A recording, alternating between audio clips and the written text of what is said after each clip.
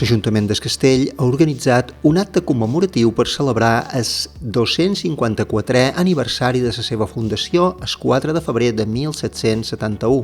La celebració tindrà lloc el 8 de febrer a les 19 hores a la sala de plens del consistori. El batlle del Castell, Lluís Camps, ha convidat el seu homòleg de Jabalquinto, Pedro López, per oferir la conferència Jabalquinto, un passado muy presente en el Castell.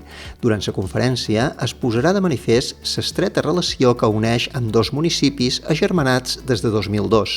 La relació entre el Castell i Jabalquinto es basa en la immigració que, a partir de 1965, va portar nombrosos habitants de Jabalquinto a establir-se al Castell. Aquests immigrants van contribuir en el desenvolupament del castell i van enriquir la seva cultura. L'alcalde de Jabalquinto, Pedro López, és un referent a la seva comunitat. Durant els seus 15 anys de gestió ha destacat per la seva estabilitat política i la seva dedicació en el desenvolupament del municipi. La seva participació en la commemoració de la fundació del castell reforça els llaços entre ambdós municipis. El projecte de cooperació educativa entre les escoles de Menorca i Nicaragua ha arribat a la seva fi després de 20 anys d'intercanvi i aprenentatge mutu. El Fons Menorquí de Cooperació ha decidit posar punt i final en aquesta etapa per iniciar relacions en centres educatius d'altres territoris on també treballa.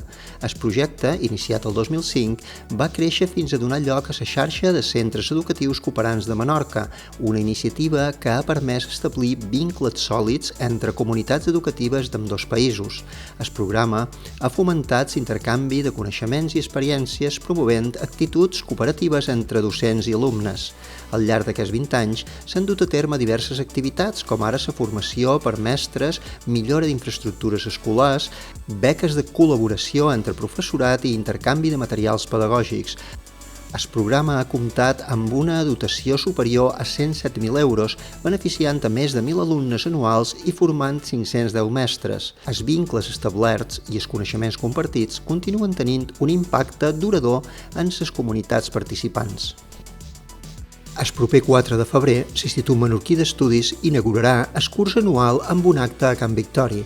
L'obertura comptarà amb la presència del president de l'IME, Joan Pons Torres, i el president del Consell Científic, Josep Maria Quintana. Marta Jordi, coordinadora científica de l'IME, presentarà les línies principals del pla anual pel 2025. La conferència inaugural anirà a càrrec de Joana Maria Seguí, catedràtica de Geografia Humana de la Universitat de les Illes Balears i directora de l'Observatori Interdisciplinari de Mobilitat de les Illes Balears. La seva xerrada, titulada La insularitat a la Unió Europea, singularitat, diversitat, reptes, abordarà els desafiaments i les característiques principals de la seva insularitat. L'Ajuntament de Sant Lluís ha obert la convocatòria per la presentació de les propostes artístiques que es formaran part de la programació cultural de l'estiu de 2025. Aquesta iniciativa busca enriquir l'oferta cultural del municipi amb activitats de qualitat i per a tots els públics. La programació inclourà arts escèniques, dansa i música, amb especial atenció a la programació de la cultura local i el talent emergent. Es prioritzaran les activitats gratuïtes a l'aire lliure, amb l'objectiu de dinamitzar diferents espais del municipi i atraure tant residents com visitants.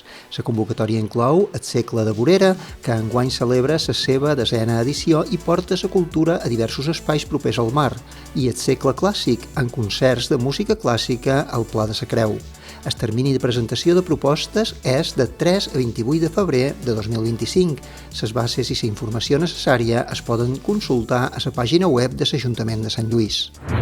L'Ajuntament de Mo ha tornat a posar en funcionament les fonts d'aigua amb osmosi de les escoles, després de fer l'anàlisis per assegurar-se que l'aigua és bona per beure.